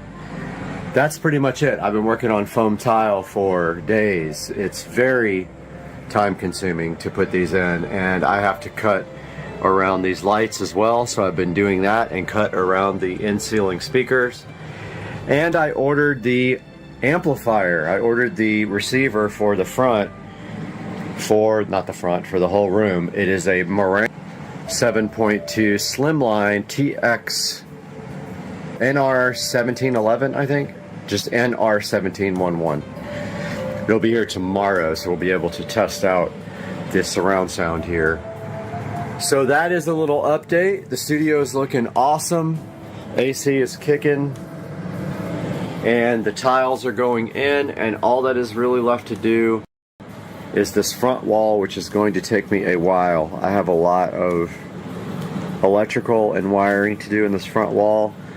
The cutting of the foam will be easy. It's the actual putting the boxes in and planning all that, because there's 2 boxes up here, there's several boxes here, there's 3 or 4 down here, there's more boxes there and down there. So yeah, it's gonna be a big, probably an all-day thing. But yeah, wanted to get you guys caught up on the Supercar Street Racing Studio. Hey guys, welcome back to the channel. Supercar Street Racing here, and I have a studio update for you. It is insane. I want you guys to see this, the way this studio is looking. Check out the studio, guys. I am super hyped, and I want to give you guys a huge update. I have not been live streaming or updating lately because I've been super busy and I had the network down in here, but today we made some huge strides in the Supercar Street Racing Studio. And let me get started and tell you what we have done. First things first, but not the biggest, the Harbinger's powered studio monitors are mounted and they are flying from chains right there. Got that done today all by myself. I don't know how, but there is the other one. Alexa, set the office lamps to 100%. There is the other Harbinger flying from the chain and angled down at you for goodness. On top of the Harbinger. I haven't quite figured out how or what I'm going to do with this, but this is my 20 something whatever port. I don't forget how many ports it has. Netgear switch. And you can see the Ethernet connections all labeled and going into the wall, and up there we have a Wi-Fi extender hotspot, and that is connected to Ethernet and our street racing Wi-Fi signal. So I got to still figure out what I'm going to do up in this corner, how I'm going to organize it, if I'm going to do a little shelf or what I'm going to do. Not that important right now. The biggest thing is I got the Ethernet connected. Secondly, huge. I got the 4K Fire TVs, and literally luck that they can swing out and touch each other like that. It is absolutely perfect. I couldn't have done it any better if I meant to, and I didn't mean to. And they are on these, they're not horizontal like usual plates or mounting plates, they're vertical. And they swing out and they are tilted down at you. And you can see right now they are playing 4K video from YouTube. Visual Dawn, one of my favorite up here too. Visual Dawn with the 3D animation spacescapes. So we got the 50s mounted. I ran out of Ethernet cables, or they would all be connected to Ethernet. This one is connected to hardwired Ethernet, Wi-Fi. This one doesn't have an Ethernet jack. That one's connected to Ethernet. I ran out of patch cables. Next, we got the Marantz NR1711 receiver in. This guy is a high-end receiver, and the reason I bought it is it has front preamp outputs to feed our powered studio monitors there. And our 1711 chilling. We got our wall plates all done mostly. I've got 2 more to put in here. One of them is for the front speakers, where it'll be RCA. The other one is a dual Ethernet jack, one for this and one for the PC. So there is the home theater wall plate, and that little thing coming out of the corner is the USB. You don't want to do a USB extension. It's already extended twice and it's already going to be an issue, so I just drilled a little hole in the corner and ran it straight through. We got all the other wall plates done. They're not exactly on the same level, but they'll all be under the desk.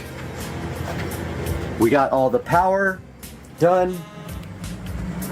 The only thing I have to do over here is connect the subwoofer plate for the sub that is going to go somewhere over here. I'm not quite sure yet because there's not much room right here.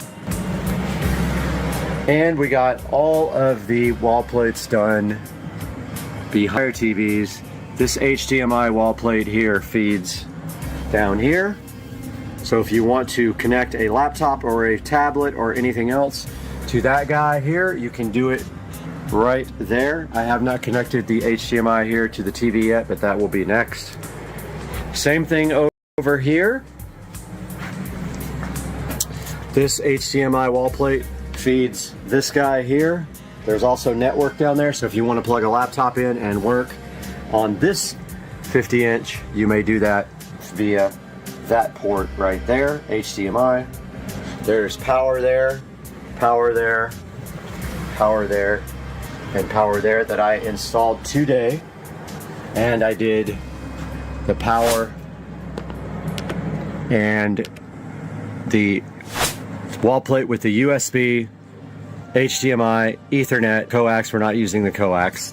Those are behind every television. There is one back there as well. It's hard to see. Every place that you can possibly sit. Here's another Ethernet and HDMI. HDMI feeds the 32-inch, and you can connect a laptop or whatever here and have Ethernet. Every place has Ethernet. 1, 2, 3, 4, 5, 6. There's another jack there for just straight Ethernet. If you want to work right here on the couch, you may connect your laptop to Ethernet. If you want to work right here, you can connect your laptop to the 43-inch and you have Ethernet. We've got the Echo Show 15 chilling flush mounted. Completely flush mounted into the wall. First one I've done like that. So this is not a completed tour. When I am done, I will give a completed tour. I wanted to do a little update. Oh, also got the Govee recess lighting installed. All of it. And it is all controlled by Alexa. Set the studio switch lights to purple. And there we go. They are purple. And I have power there subbed out and power there subbed out. It is permanently on power, and that is for lighting for shooting videos. Most likely we'll have a light pointing down here at the desk and one up there pointing down here at the desk, and I just don't know yet quite how I'm going to do it, but that is an update from Supercar Street Racing Studios. Big update. I'm so hyped to start doing videos here. Welcome back to the channel, and we've got a huge update for you on this wonderful Friday evening in the Supercar Street Racing Studio. That's right, you are looking at the 95% finished Supercar Street Racing amazing 4K production studio, and I cannot wait to give you guys an official tour. But let me tell you what we have done since the last update. So we got the switch, the Netgear switch, mounted on a nice board, and you can see there I finished it all in very nicely with the foam tiles. It looks awesome. I have 100% finished, except for the door. We don't know what's happening with the door yet. 100% finished with all of the foam tiles in the whole studio. Some of them are falling off, so I have to glue them back as they fall. I put extra glue. That's okay. That's gonna happen because I didn't use a ton of glue everywhere, but yeah. The other thing that's not done is the studio lighting. So this is lights for maybe studio stuff, like a, you know, lighting for me when I'm doing productions. There's one on both sides, permanently wired on. That is not done yet.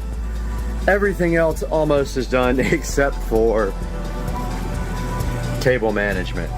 So I ended up buying this desk. It's very cool. It's actually a door that was made into a desk with IKEA legs. 90 inches long. It's actually perfect for what I'm doing here. It will fit all of the editing equipment plus my work stuff on this end. I'm going to shift everything down to the end and then move it right over into the corner. That's going to open up this whole space over here for whatever I want to do with it. It's going to leave this space open. There's the subwoofer. I did put the subwoofer connector over there in the corner, and that sub is too big for going in that little pocket right there. So I don't know if I'm going to move this couch that way or keep it that way. But either way, this can actually go under the table as long as it doesn't hit my feet. It's fine. We've got the editing rig down there hooked up to the 4K 50-inch TVs. Two displays there, and of course when you move the mouse, you can move from one display and then down to this display and over to that display, where then you can open up monitor session here for Supercar Street Racing. So that is all done. There is the Marantz NR1711, which is actually output from the PC is feeding it. So we're listening to Purple Planet. No copyright music playing through the Marantz in... Oh, and another thing I finished the wiring 95% for the 7.2 surround sound. That goes down to the wall plate there. It all goes right there. And all I have to do now, right here, right now, tomorrow, because I'm burned out, is on the receiver end, I'm going to put banana plugs. So I'm going to shorten the wires once I get the table closer to the wall. You can see right now it's about 2 feet off the wall.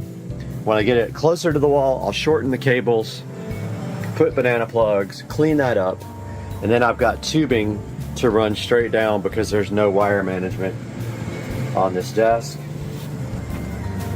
What else did I get done? I got all the wall plates installed, all the foam tile done, all the speakers are on and running, and they have been set up with Odyssey, so they have been calibrated. That is probably not my final subwoofer. It might be, I'm not sure yet. I'm still looking for one. People think I'm a scammer on Facebook because I don't have a picture. Well, that's fine. I won't buy your stuff. Yeah, so we got Supercar Street Racing going on this monitor, some Visual Dawn up here, some 4K scapage, and that is going to wrap up this update until we do the full tour when I am finished. But guys, it's looking fabulous in the Supercar Street Racing studio. I hope you guys love it, and we will see you tomorrow with another update. Morning guys, we are out here in the Supercar Street Racing garage, which yesterday and the day before that I spent 2 entire days getting this guy ready for the next part of this project. Now taking a look around, you can see that in the last video we did get the floors and the walls stripped and painted black, and in the next part of this video we have some lighting upgrades. However, before we do that, we got to get this car out of here. So let's get the Model S Plaid out of the garage.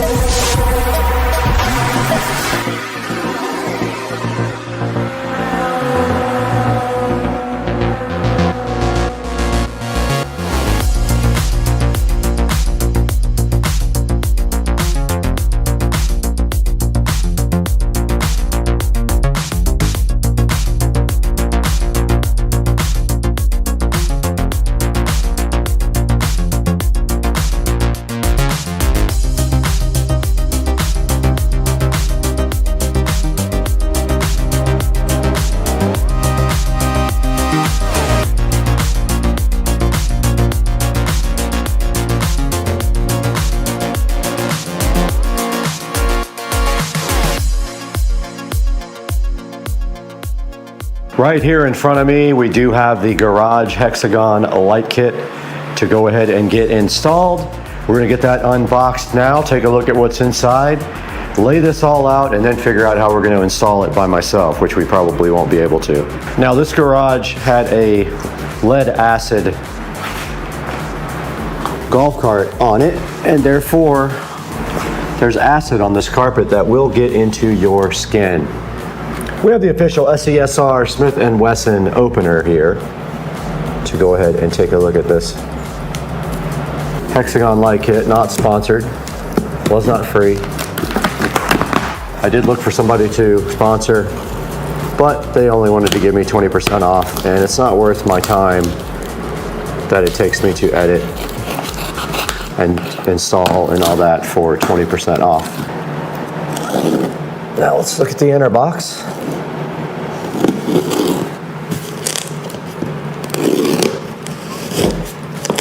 It does have steps. First, determine the position of installing. All right, I'm gonna take a look at the instructions and then we're gonna get this thing unboxed.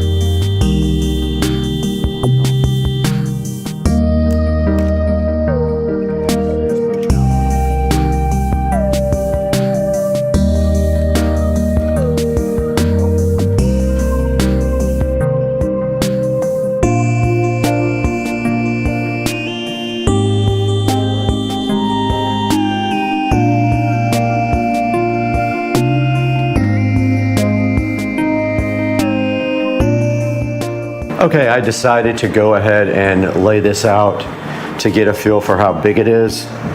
It is a lot bigger than I thought. And one thing I am concerned about is my garage door.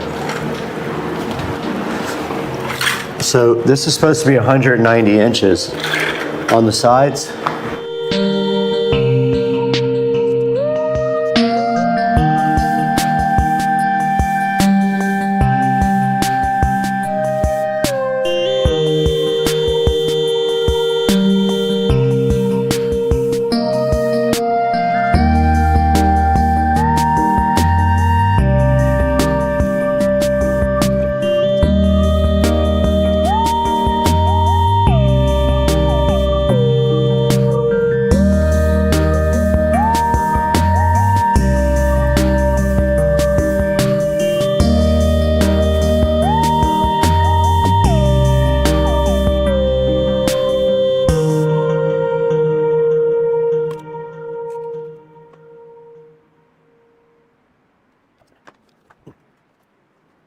All right, I got my first light bar installed, and what I did was ran it right up against the side of the mount for the garage door track, and then it's going to come right straight across here, and all I have to do to keep it centered is make sure that I'm the same distance away from the wall over here when I mount my next corner. So I'll just measure from the wall to the hole, and then I'll duplicate it over here in the corner when I make the 90 degree, and that should make it square. And then I'll do the same thing all the way down. Okay, for my next step, I'm going to put the 90 degree connector on, but this has to be a T because we're going to power with this connector. So we are gonna power right up here in the corner to keep it inconspicuous. So basically, we're gonna put this like this, and then power will go into this plug here. So you just take this, and it's gonna go just like this.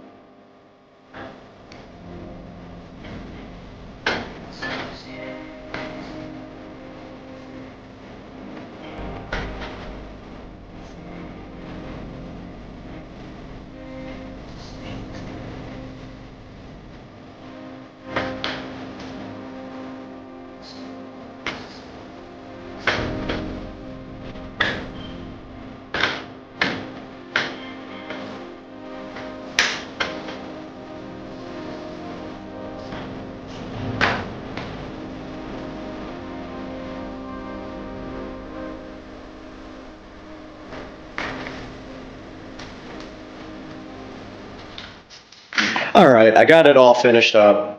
It's a little off on the back one. Probably needs to go out just a hair more, but I already drilled the hole and put the insert, so maybe that's for another day to adjust it, because it does take an insert to do it, and I might not be able to get one in there now. May have to do a nut and a bolt through the ceiling. We'll see though. Overall though, it's pretty straight. It took me about 3 hours to do. Okay, we are ready for the second part of this, and they want us to build these hexagons, and they want us to build half and half, and then put them up on the ceiling. I don't know how I'm going to get that done, but I don't know how you measure it either.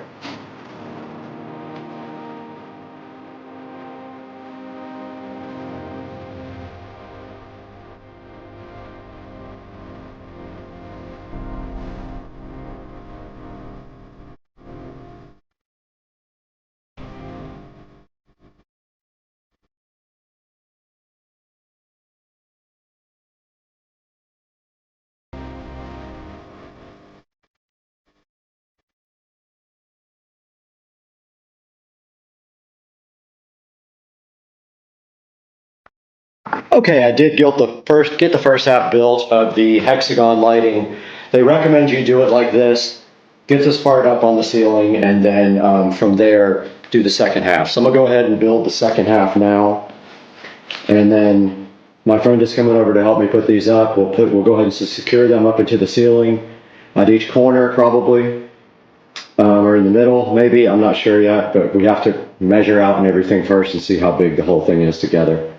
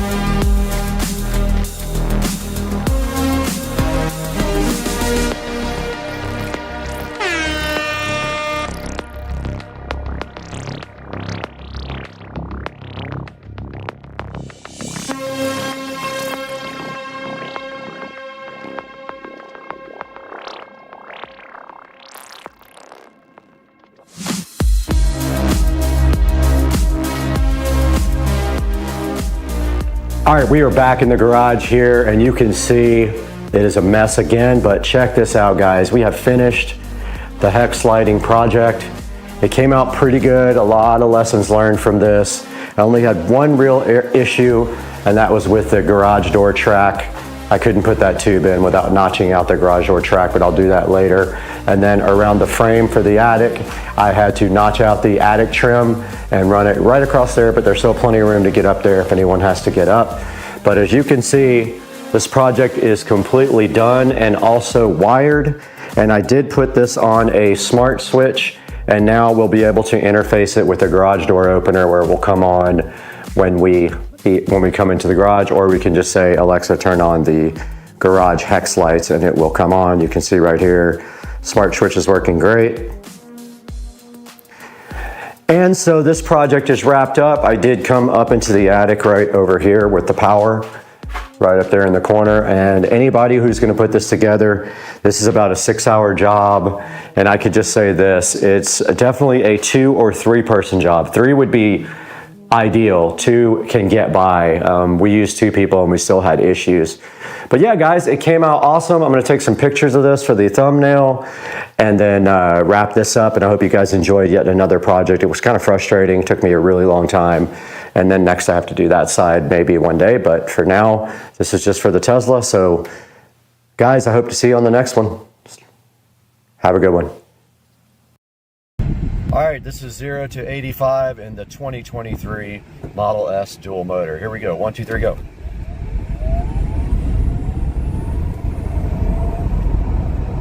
And it's limited there. Welcome to Florida, where we had a hurricane. It's completely sunny and pouring down rain in Florida. Yeah, this is Florida. What's going on, everybody? It is Monday, and I am so frustrated right now with UPS. My wheels and tires were supposed to be at the shop on Friday. 3 of the 4 wheels and tires were delivered. The other wheel and tire has been saying out for delivery for 2 days now. I am at my wit's end with these guys. I've called them 10 times. Nobody can tell me where my package is. Today we've got an unboxing. As you can see by the title, this is the G paddles. This is to convert your button style shifter that was on the AMG, the early AMGs, to paddles. Let's take a look at this. Go ahead and open it up. This came from England. Just be aware if you order these that you will have to sign for the package. It kind of took me off guard, and got to the post office today. There were 700 people in line for the holidays. But thank goodness that some lady walked out and said, is anyone just picking up? So first thing I noticed is the package is almost open, but oh well, hopefully there's nothing wrong with it. It says that the G paddles are inside and that there's instructions here. Literally was hardly closed at all. Go ahead and get that rest of that open. See what's inside here. Looks like we got some instructions here about that they emailed me, the real instructions. And we've got this other page here.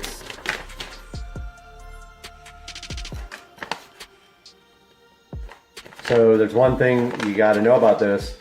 The factory button holder, which you will see when we install this, is very delicate. They do not make that button holder anymore. If you damage it, you need a new steering wheel. There are ways to get this thing out though, involving heating that unit, that button holder up so that it's more pliable. If you don't, you're gonna break this little tab off. Picture it like this. Basically, this is not dirty looking at all, is it? There is a little button holder. The stock button is has 2 tabs on the side like this that fit inside these little round things. Okay, to get that button out, you have to pop those little tabs out. But when you do, most people break off this little circle that covers it. It's almost I don't even know how to describe it, but the pin goes inside this little half circle that allows it to turn. Most people break that off right there because they just are in too much of a hurry and they don't heat the housing. So inside here we've got this nifty little, I guess it's an air freshener, British flag air freshener. And then inside here we've got G paddles. So they are silver. You can get other colors, but I mean, if you really want other colors, just paint them. That's G paddle number 1. So there's the mechanism. So if you see what I'm saying here, these two pins, right there, they fit in two little circles that are pivot points. And this part presses the actual button. And this part would be this left side, I believe. So when you pull it towards you, it pushes the button. So that part inside the holder, button holder, that's the part that goes around this pin is what people usually break off. So here is button number 2. I will put the instructions for this with this video. There's button number 2. So it's going to probably be like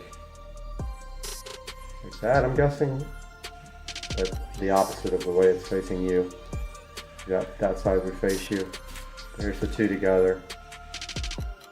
So look for video number 2 of this, which would be installing these beautiful G-paddle button replacements. I'll throw these back in here right now.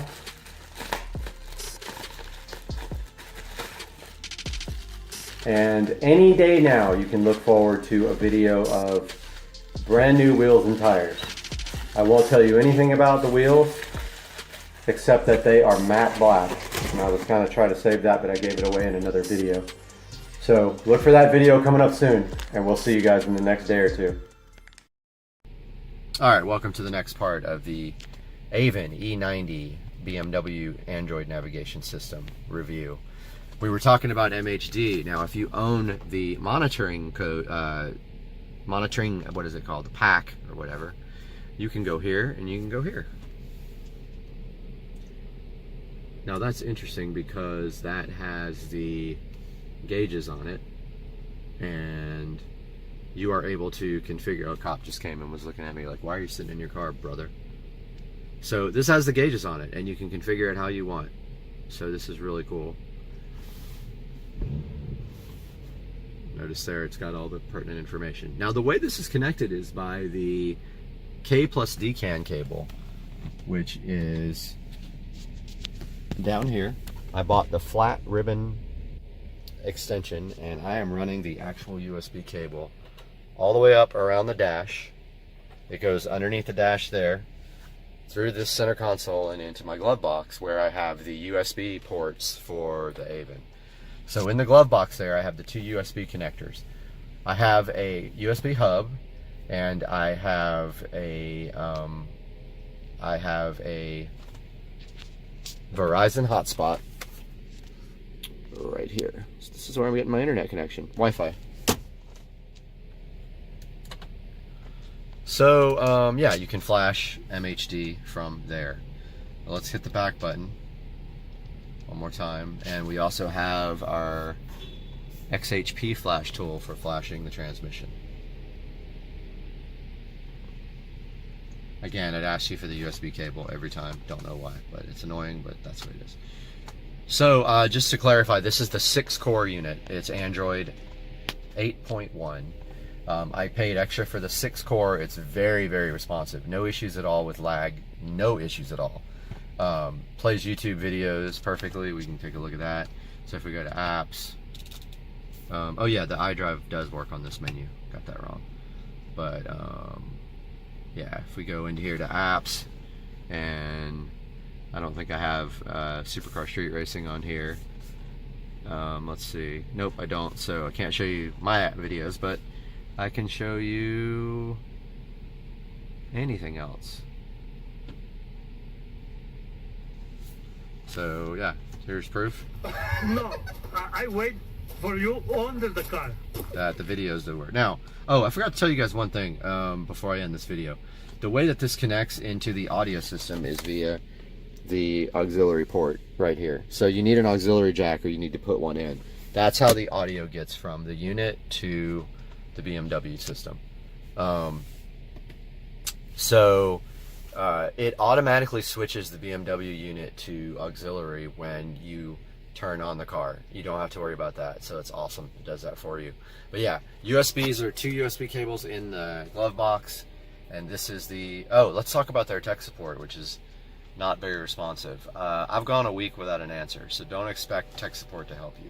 They also have not addressed the problem with it booting to either BMW or the Avon.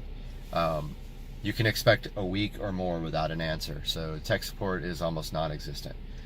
So that, if you can deal with the installation hassles and the no tech support, then you will be fine with this thing, and it's awesome.